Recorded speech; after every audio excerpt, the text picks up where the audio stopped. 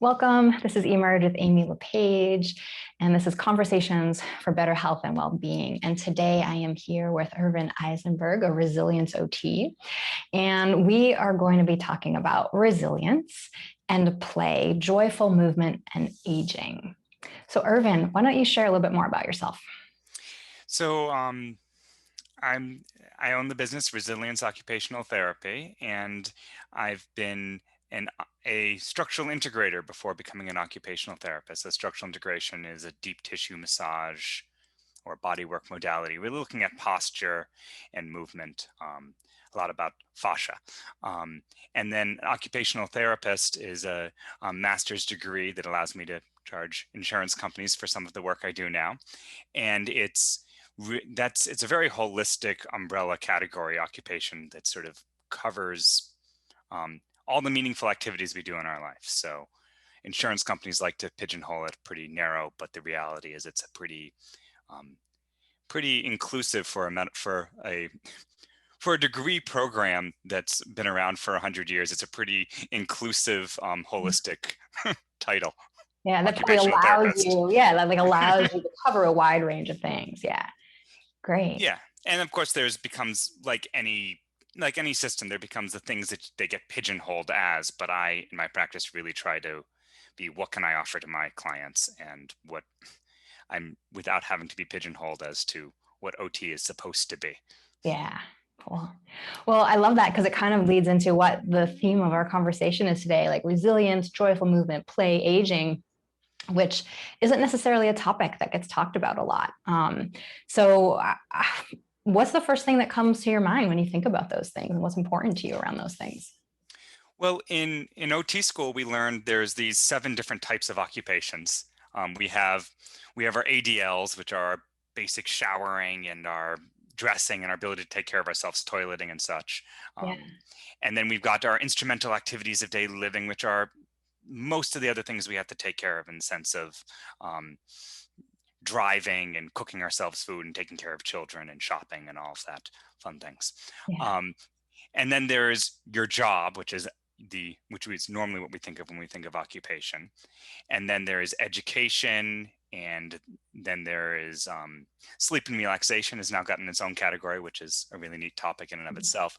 But then there's these 2 categories that are presented as separate categories.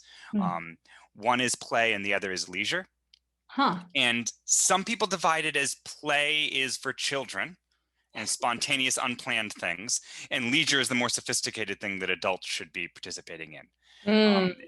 Yeah, so I like to play poker sometimes, and me reading a rule book on poker or studying some of the numbers around that isn't play. It really is a leisure activity. I might not like every part of it. I might not like every part of fishing, but I might not like actually putting the worm on the hook, but I do it as part of my fishing activity because it's a leisure activity. So it's not a spontaneous play. Yeah. So I push back on the idea that sort of leisure is this sophisticated adult thing and play is this thing for children to learn and can be, from a child's standpoint, can be gotten into much more. I'm not primarily a pediatric OT, so I won't speak as much to that end of it, but I feel like there's so much value in play, spontaneous movement and joy in movement for adults and activities. Yeah. It's funny. The first thing I'm kind of thinking about as you talk about those things and play, and I know that it is, in my own experience, it's almost like as soon as the like real adult kind of life started, it's like, oh, there's all these responsibilities and all these things I have to do, and like, this, and then throw, if you have kids on top of that, all of that, I feel like I totally lost spontaneity in play. And it was kind of like this foreign thing of that's not for me. Like, I have to be this responsible person. So it's just really interesting that there's the mindset too that goes along with it. And how does that also impact one's ability to find that viscerally in their body, right? And to be able to attune back to that idea of play if the mind is in such a different place too. Yeah. I'm thinking that, like, how often adults, you have your work time and then you have your alcohol time. You go to the bar and that's when you might become more spontaneous because you've literally removed inhibition, but you're Mm. also sedating yourself. Yeah. So like, so not to completely demonize alcohol, but it's clear, I feel like it's trying to fill something in our lives that Mm. we're not socially allowing for ourselves. Mm. Yeah, that's Um, interesting. so I think about my work when I look at fascia, so you got the material that's holding all of our muscles together, and a fluid, resilient fascial system can look similar to that of like a child bouncing around. When a Mm. child falls, we all cringe because they fell on their knee or something. But the reality is they might have scraped their knee, but they're not likely to have injured themselves. They kind of bounce. They're so watery and Mm. resilient. Um, so often when I would go through like a structural integration series, I heard someone describe that, oh, structural integration, that's where you go through the whole series and you're like a child again. And I was like, no, because we're not children. And I don't want, you see a child falls well, but they also can't walk in a straight line a lot of the times, and they're walking into things. Yeah. And there's something so ageist about the idea that we should be idealizing that the only joyful movements are those of children and are immature, and that we should, and that the whole term young at heart really bugs me. Because why do we have to be young to be able to be joyful and open up possibilities for ourselves? Mhm. Um, an adult develops a set of sophisticated skills over time. If you talk to a young carpenter versus an old carpenter, the young Right. carpenter might have more energy and and and be willing to climb up higher on the ladder and do more risk-taking things. And there are definitely some pluses to that. But the old carpenter can be so much more efficient and has really become a craftsperson. Mhm. So we think of physicality peaking in its 20s often. And I'm like, well, maybe it peaks in its 50s or 60s, depending on what activity you're doing, or even later. Yeah. Um, That's making me think about how when you were talking about the resilience and the fascia and like, with my work, it's teaching people about how their body's built to move, moving well, and a lot of tuning in, um, and listening and paying attention. But within all that, there's also this other layer of how, especially as we age, it's almost like the world and our bodies literally can like go like this with restriction, right? So the less we do an activity, the less we, do something that moves our body in these different directions, it's like our body becomes more and more stiff, that whole thing. And then like the fascia, what you're working with, it's like it's lost its malleability. So just how important it is even physically for people to be able to keep movement happening in their bodies so that they then can feel like there's even a possibility of spontaneity or of play or doing the things that they love to do, you know? yeah, and while you're doing that movement, if your movement is doing the nautical at the gym, is a very set track, and you're actually narrowing your movement patterns. Again, you're exercising, that's better than not exercising, or that's a bigger debate potentially, but you're moving and that's better than not moving, I'll say. Yes. And so, but you're narrowing your possibilities. Yeah. And we have to, in order to refine something, we have to narrow it. I mean, when people talk about meditation, that is a fixed sort of that honing in on a particular thing. Mm-hmm. So there is sophistication in meditation, in learning, in honing a skill, but it then limits our other possibilities. So it's this like winnowing down to develop real skill while still opening ourselves up. Mm-hmm. Yeah, Yeah. I know. So I find transition points for people is when they come to me.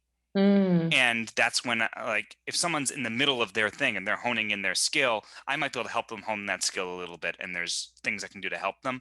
But when they're learning a new skill, or they're bumping into something that they realize there's an obstacle because they've always been holding the hammer this way while hammering, and now they're honing a new skill of skiing, mm, and they realize that they're having trouble skiing, and they're really trying to master skiing, and they realize I might help them discover that their old pattern of holding their hammer this way is actually interfering with the skiing. yeah. Yeah. But what I really like is those transition points when somebody often it's like either adolescence or perimenopausal or menopausal or postmenopausal, or what does retirement mean, or I'm switching new jobs. Mhm. The old patterns which have suited me and are sophisticated and important may not be suiting me now. Mhm. And to open that up, we have to explore and kind of be playful. Yeah, definitely. And yeah, those things that we've done before to either, you know, they're habits and patterns that served us at certain times. So I'll definitely talk about that in terms of use patterns or things, right? Or the ways that a body might adjust to something. But that at some point it's like, yeah, an outgrowing of, or just there's something going on in the body where it's not working anymore, right? And so then new things are needed. And I think this idea of like the play, the spontaneity, it's almost also like how does one find that when it's not necessarily something that societally is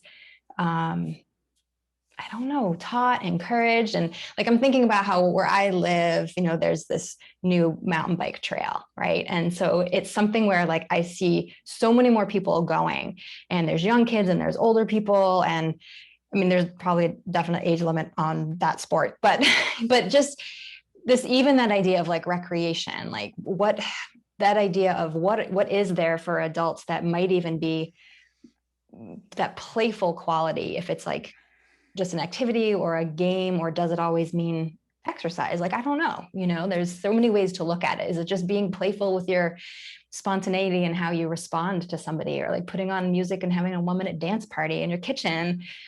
And that would feel awesome. You know, there's so many different ways I think that it could happen, like bringing in that spontaneity again. And also, how do you do it when it's almost like not really encouraged to a certain degree, you know? Yeah, I mean, I think it definitely has its roots in sort of New England Puritan, um, because it's not it is cultural. Not that it doesn't exist in other cultures for sure, but Yeah. it's this. I mean, the concept that we worked our 9 to 5 job, and that actually like leaving the build, not eating lunch at your desk anymore is considered like Yeah. is you're almost being weak by actually deciding to go for a walk, or to Mhm.